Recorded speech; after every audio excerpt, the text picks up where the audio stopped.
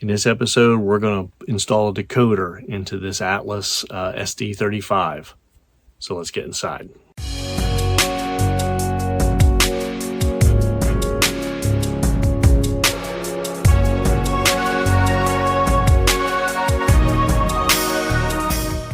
Howdy train fans, welcome back to the Chattanooga Southern Railroad. So I just recently acquired this Atlas Master Series Silver DCC sound ready locomotive, and I'm going to install a 21 pin decoder into it, and you get to follow along. So in case you've got one of these, you get to see how easy or how hard this really is. Let's get going. All right, here we are at the rail shop. I've got the locomotive in question right here. I have an ESU LoCSound 21 pin decoder here. This is the generic sound one.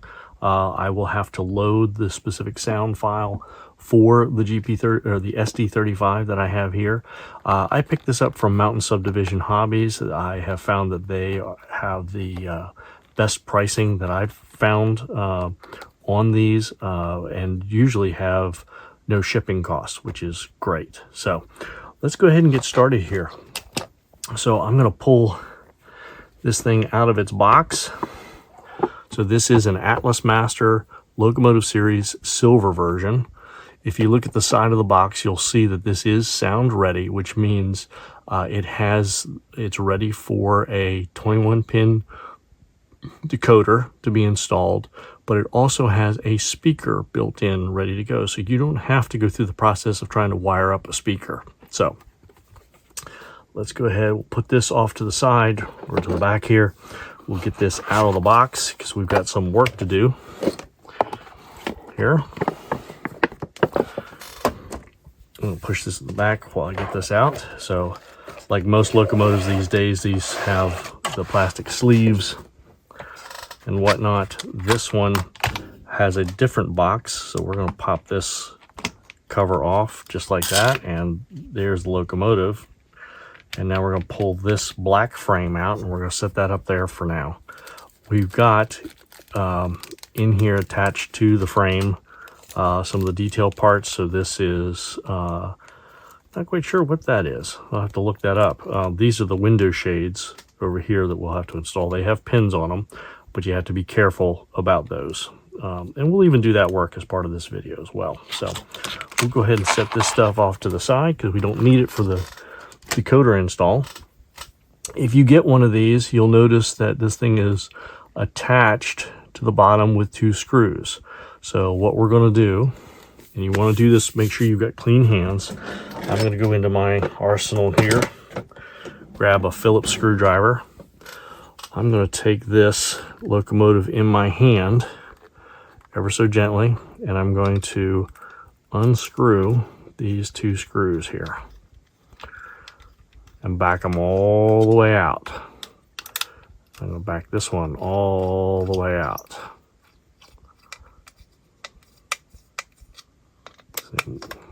until this black frame is loose. Okay. I now know what these pins are for. These are to plug these holes when we're done. The downside of doing that is you can't put it back in the box again. So I did that with one of my MP15s, and I regretted doing it. These are something that's not seen when the locomotive is running, so why put those in? So I would advise you to not install those plugs, okay, unless you absolutely are OCD level and have to do it. All right, so let's turn our locomotive back over here. We'll set it down. We're going to get this rest of this frame out of the way here, and we'll get things ready to go. So getting the shells off of these are supposedly straightforward. I've watched a couple of videos from Solo Contracting. If you haven't watched some of his videos, I recommend you go out. You'll learn a lot about putting decoders in. He tends to go a little overboard, in my opinion. he strips out everything regardless of the manufacturer and puts decoder buddies in and all that stuff, and he's usually upgrading lighting and all that. I'm not doing that here. I'm doing the very basic install of this because most of us don't have the time to do that, and also you probably have one of these sitting on your shelf and you'd really like to get it up and running with your DCC system. So we're going to do the bare minimum here, okay? So in order to get this out, or get the shell off of it, we have to invert this. And if you don't have a foam cradle, I strongly recommend you get one. These are really, really helpful in doing this kind of work. So in order to get one of these shells off, first we need to take the couplers out. So it's just a Phillips screwdriver here. And you know what else I'm going to do? I'm going to grab a couple of another set of tools, a little set of tweezers here to help me get that screw out of there, like that. I'll just lay that there. Then these coupler boxes just slide out the end, just like that. Now, I'm going to go ahead and open this coupler box up because I'm going to replace this with KD 148s. So throw that over there. You'll see that these that come on the Atlas are these 2-part couplers. And they're plastic with a metal hook horn. I really don't like these, so they're going to go in the scrap pile there. All right, we're going to do this one over here.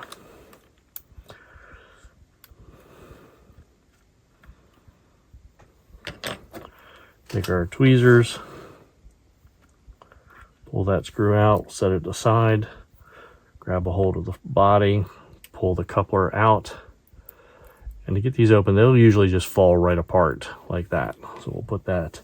And you just have to remember that when you pull these out, there's a lid, and in the main box, the lid goes back in this orientation. And you'll know you have the right orientation because I don't know if you can see that there, but there is a lip there that goes down and against the coupler, or the coupler pilot, okay?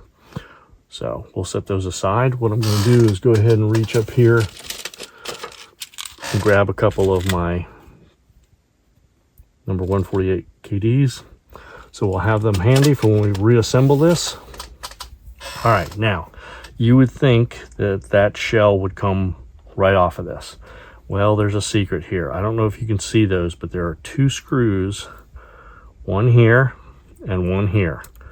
And so I'm going to go down in there and I'm going to back each of those screws out.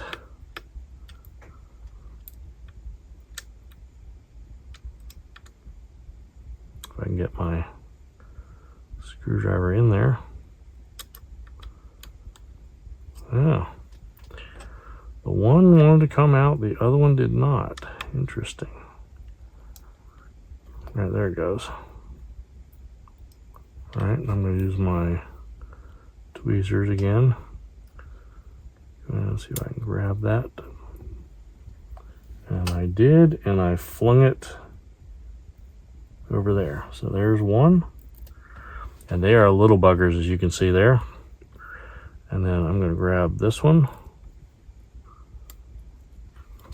I think coming in from the side might be a little easier. Yes, that's a little easier. So I recommend you get a pair of these fine-nosed and angled tweezers to get those out. And you want to turn the truck to the side and come in this way and pull it up. That makes it a lot easier.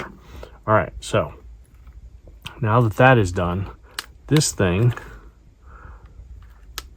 Oh, wait a minute. I may not have needed to do what I just did. What do you know? All right. Let's see here. You know what? Boy, did I just learn something. I may not have needed to do that with those 2 screws. So this top cab, the top of the radiator dynamic brake fan, comes off Haha.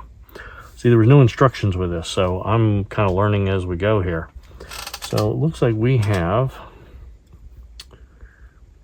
a dummy board in here. At this point, I'm going to go ahead and unbox this because we're going to need it. Right? Got all the instructions here. This has a shelled. We're going to pull this out and set that down because we're going to put that in. And of course, we want to put this on our box to signify that we have that. So I think what I'm going to do here is see if I can't get my... So here's another tool that you are going to want to have. This is a electronics chip puller. They're spring loaded. They come in pairs. I bought these off of Amazon, so I've got 2 of them. You always have to have a backup. And these are really great for getting in here to pull chips off. So I'm going to come in here and I'm just going to rock this up because I think, if I'm not mistaken, that will come out just like that. There's that 21 pin blank. This is the new one that needs to go in here. So if we're doing this the right way, this should go right back in. Let me get some of these wires up out of the way. Come in and grab a hold of that. And if I'm doing this right, it should, in theory, push right back down on there. Could it be that simple?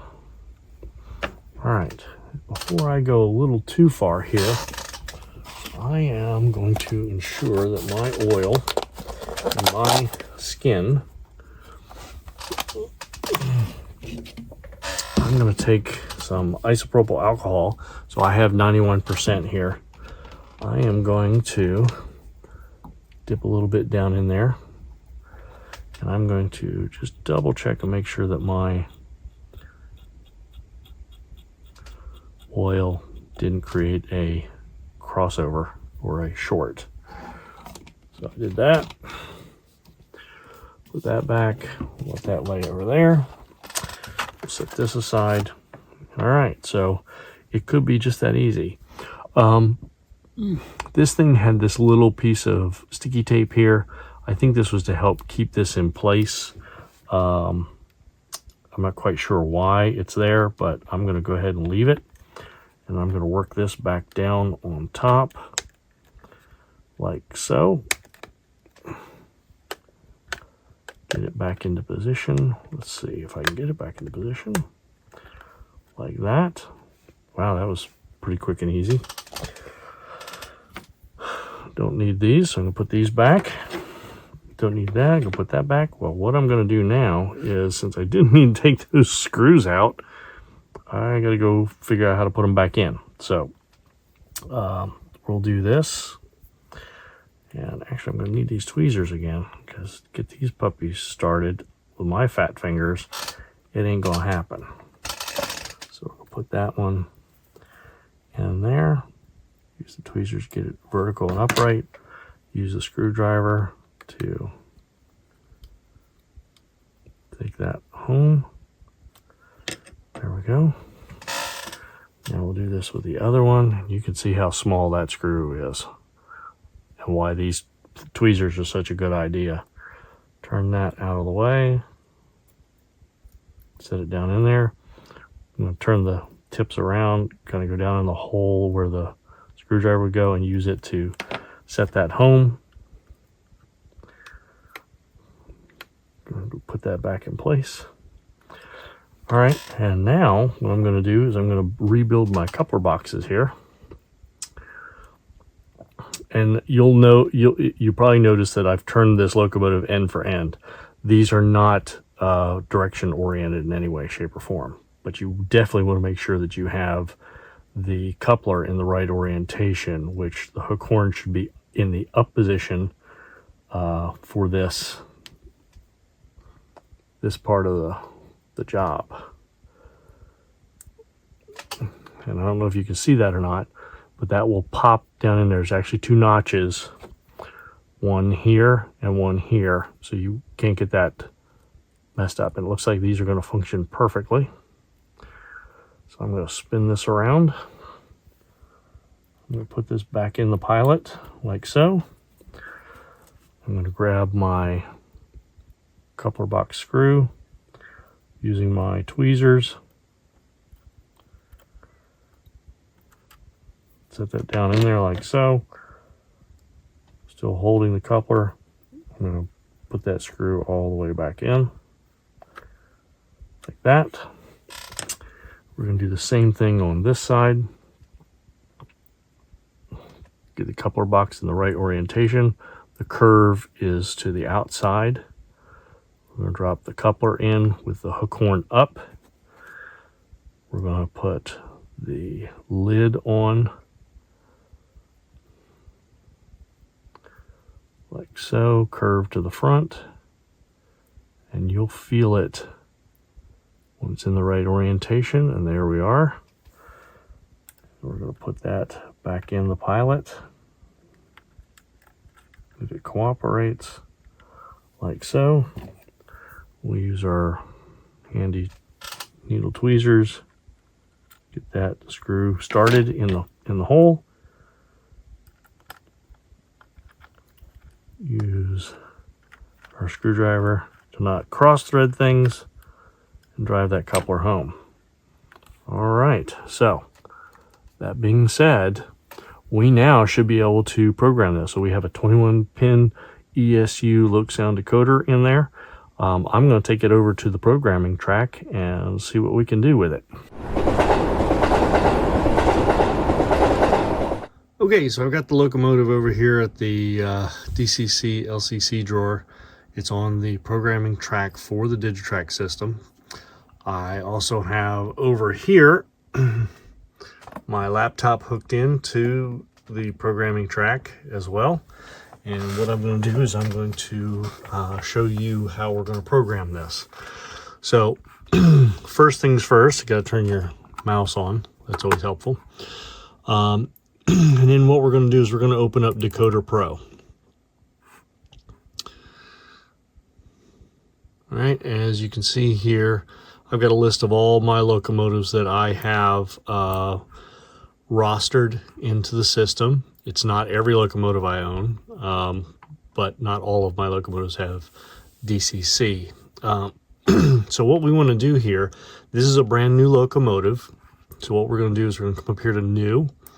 We're going to click on that.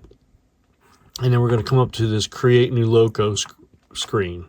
And from here, you can actually, if you know what it is, you can always go in here and pick the one you want.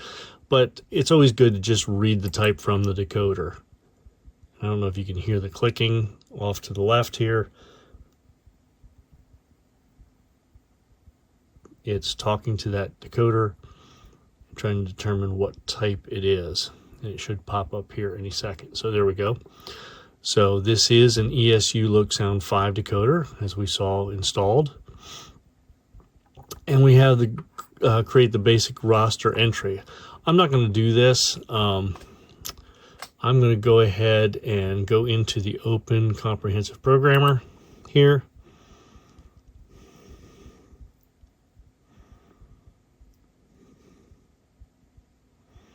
It usually takes a second for it to open up. There it is. So I'm going to move this over a little bit. So what we want to do is we want to add some basic information about this locomotive. So the ID for my locomotive, I always do the road name in short form. I then put in what type of locomotive it is. In this case, it's an SD35. And then after a space, following that, it's going to be 3006. The road name, this is the full Southern. As you can see, I do here. The road number, again, 3006. The manufacturer, this is an Atlas. And you don't have to do all caps. I do that just as a matter of practice for myself. This model is obviously an SD35. It shows the decoder family and the decoder model, and we're going to save to the roster. So you can see that it popped up. It is right, where is it? 3006.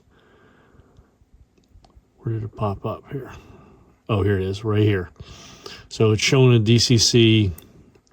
Here, I'll just kind of bring it over here. So, oops, down a little bit. Right there. So right here, 306, registering as address 3. And so we're going to update some information for it. So the next tab we're going to go to is the basic tab here.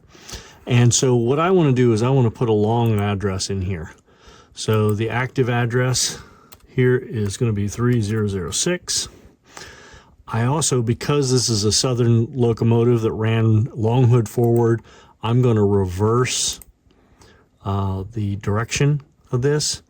I'm going to turn this into an NMRA digital only because it will not go back to DC, standard DC status. And now what I want to do is I'm going to, you could write the full sheet, but I'm just going to write the changes on the sheet. And you'll see it click through and it'll show the ones that it has changed. Okay. A couple of the things I want to take a look at while I'm in here is the sound. I think we're going to be in pretty good. We're just going to keep everything kind of stock at this point. Sound levels for bell and all that stuff until I get a feel for what this sounds like. A couple of the things that I look at too is there's basic speed control, which is the 3-step, the start, the mid, the high. This has been preset from the factory, so we're going to leave that for right now. You can also do a speed table if you want to. I'm going to use the speed table here.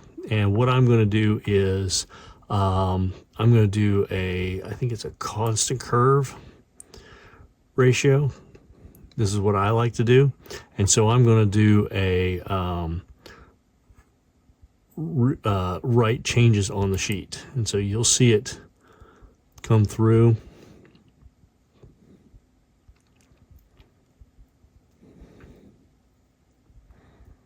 Looks like we got an error here. Not quite sure why.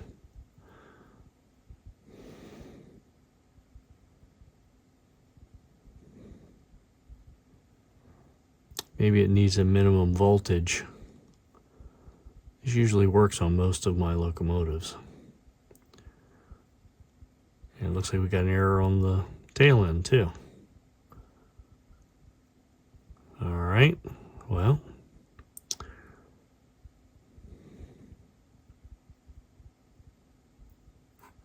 Okay, so I'm not going to use the speed table then. What I'm going to do is I'm going to go back to the basic speed control and just use that. Write changes on the sheet. So we've come back to the stock speed here. All right. Now that that's done, what I'm going to do is I'm going to read all sheets on this. Okay, I'm not going to bore you and let you watch this, but this is to make sure that I got all the settings in the decoder captured in Decoder Pro. So I have that. I have basically a backup. So if anything ever goes wrong with this decoder, I can recreate it rather easily. I'll do that off screen, but in the meantime, what I'm going to do is I'm going to come back to the basic here, and then I'm going to go ahead and hit close. And it's going to ask me, some changes have not been written to a configuration file, close the window. We're going to say save and close. So you'll see that we now have right here, there's the 3006. It's got its address, should respond to 3006 when I put it up on the layout. So I'm taking the time to watch the ESU YouTube video on how to download and install the SD35 sound file.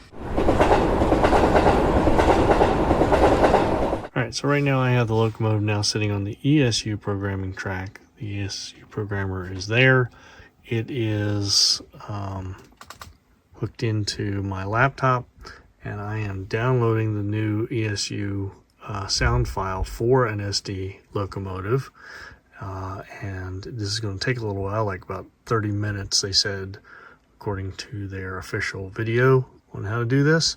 And once that's done, then I will then switch back over to the JMRI Decoder Pro and make any final adjustments that I need to. And I'll show you that when I get there. Okay, as you can see, I still have the locomotive on the ESU programming track, so I'm connected to this programmer here, specific for ESU. That is connected through this USB cable here to my laptop, and I have the software still open. What I'm going to do now is I'm going to read that decoder into the ESU software. I'll line you a little bit better here. So it's doing its reading. And there we go. So it is got its address, the 3006, as you can see here. We have the capability to do DCC consist address if we want to. I'm not going to do that right now. I'm trying to keep this as basic as possible for you guys that want to just get a decoder in and going into one of these locomotives.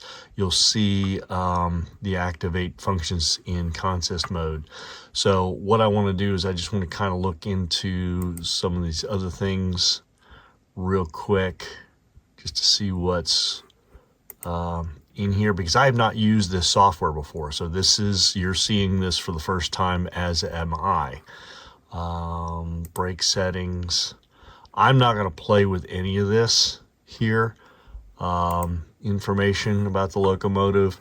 There's the sound file type. And let's look at the sounds here. Interesting. So we can play with a lot of different things here. Anyway, so what I'm going to do is I'm going to hit save here. And I'm just going to put in here, this is the SOU SD35 3006. And I'm just going to hit save. Okay, because you want to save that sound file here. All right, now that we've got that done, what I'm going to do is I'm going to close this down here. And what I need to do, and I'll show you this in real time, I have to unplug the ESU decoder, or ESU programmer, and go back over to my Digitrax. So that's made that switch. So what I now have to do over here is I need to pick this locomotive up and bring it back over to here. Make sure it's on the track. That would be helpful, right? Still running a little. All right, so we're good to go there. So now that I've done that, I'm going to bring you back over here to the laptop. I'm going to go into Decoder Pro.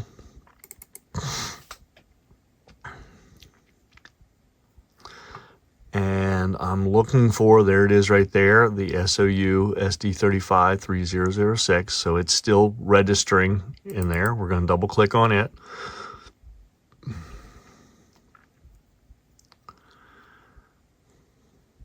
It does take a second for it to pop up.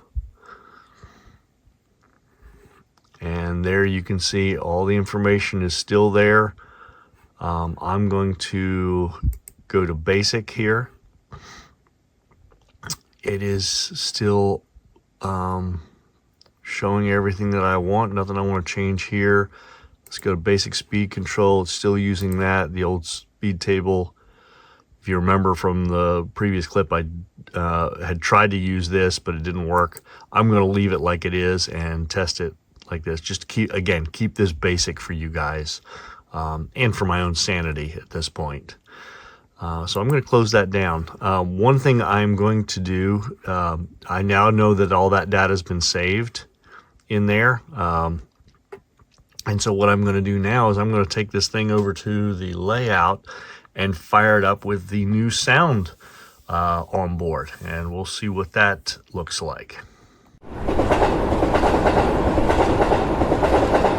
So if you remember from the previous testing of the decoder, once I first put it in and had the crazy meep meep sound in it, I saw it was a little too loud. So I'm going to go into here and I'm actually going to play with the volume, and I'll show you how to do that real quick. Again, it takes a second for this to pop up. I'm going to go into the sound levels here.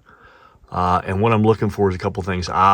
So you can see here the master controls. The master sound volume is all the way pegged near the very top here. Actually, it's pegged at the top. So what I'm going to do is I'm going to bring this down to about 160, somewhere around there, like that. And then what I'm going to do is I'm going to write the change on the sheet. Okay, so it's only going to change that master volume. And what it's doing is it's going to dampen down all of these sounds at once. Okay, and that should be a little bit more palatable. At some point in the future, I do plan to do a recalibration of all the sounds on my all my DCC locomotives, to get them all in the kind of the same decibel level, but that's for another day. This will work fine. So we'll close that. We're going to save those settings, and now that should be good to go there. So what I'm going to do now is I'll take it back over to the layout. All right, here we are over at North Junction on the passing siding. And you can see I've got it acquired here on my Digitrax throttle. So I'm going to go ahead and fire it up.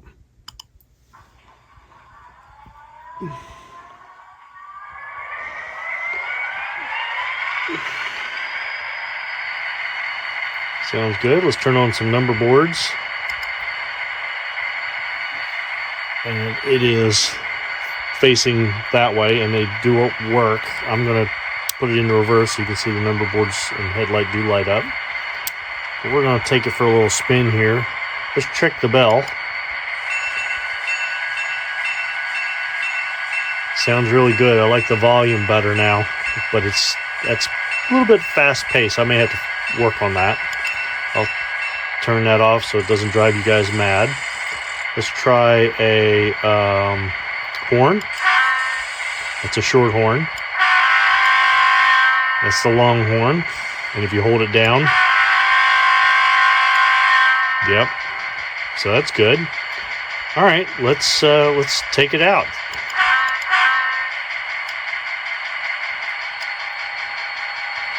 Here's speed step 2, starting to do its crawl.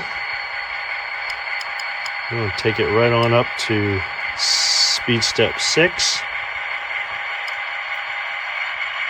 Speed step 7 kicks up. You can hear the engine rev.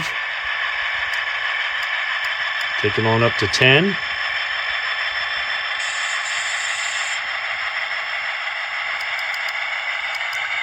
There's 15 on my throttle.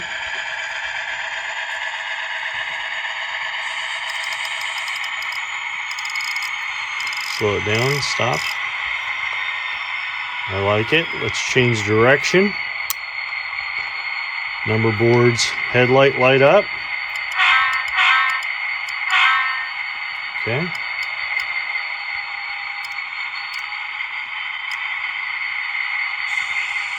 Release and air brakes. Ooh, interesting. Oh, I got dirty track.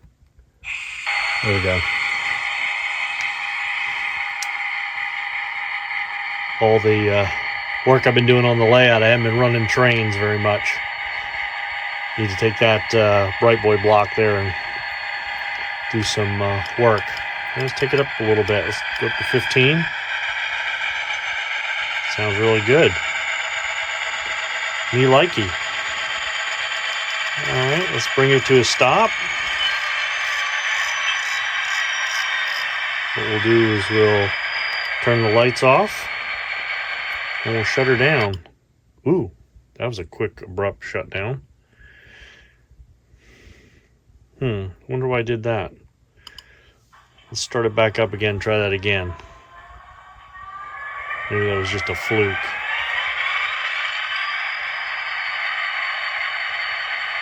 Because it should go through a shutdown sequence.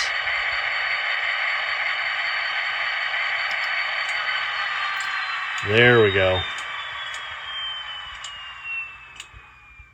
That sounds better. All right. We'll call that done.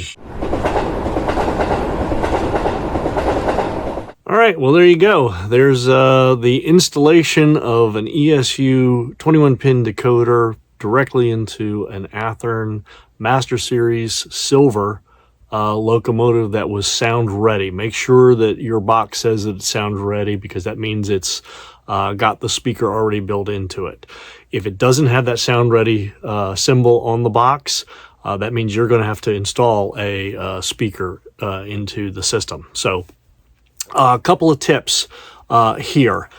You don't have to have a ESU programmer to do this, on one condition. If you buy a decoder like I did that did not have a sound file, or it just had a generic sound file on it, you'll need it. You can, most retailers or sellers of these will sometimes offer a fee or offer to put a sound file of your choice onto the decoder for a small fee. They tend to range $5 to $10 depending on who the supplier is. Because I have the ESU programmer, I decided not to do that. I wanted to learn how to do that myself. I will tell you that my advice to you, having done this for the very first time myself, is before you go on to Decoder Pro to do any finagling with the decoder or read it or put the address in, download the ESU sound file first from the ESU decoder programmer onto the decoder.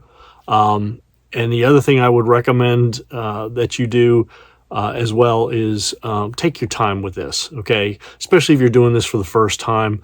And definitely, please, definitely go out and watch the videos on ESU's YouTube page to learn how to do it. The guy does a really good job of walking you through step by step of how to do this. And they've also got a plethora of other videos that if you really want to get into the nitty gritty and make some adjustments to the sound files, what function keys, maybe you don't like the sequence to start up on F8, maybe you wanted F7 for some reason.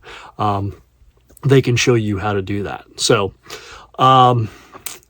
there it is. And I'm excited to have that up and running. Now that I know how to do this, I'm going to start doing that with some other ones. I wanted to do this simple one first because I was planning to do one on my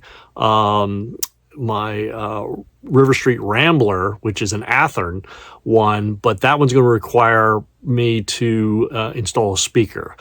I figured I'd start small with a direct install first before I went on to that one. So now that I got a little more confidence, I'm going to go tackle that one. Hope you enjoyed this video. I hope it helped you, give you a little bit of confidence to do this with one of your locomotives. Again, this is an Atlas Master Series SD35. Thank you to all my subscribers who watch, the new ones that are coming on board. Really appreciate that. Really appreciate all the questions and comments. I've gotten a lot of comments as of late and gotten some more video ideas based off of that. And so I've been keeping a running list. I've got quite a few ideas in mind. So with that, hope you all are enjoying your trains, and we will see you all on down the tracks. Bye.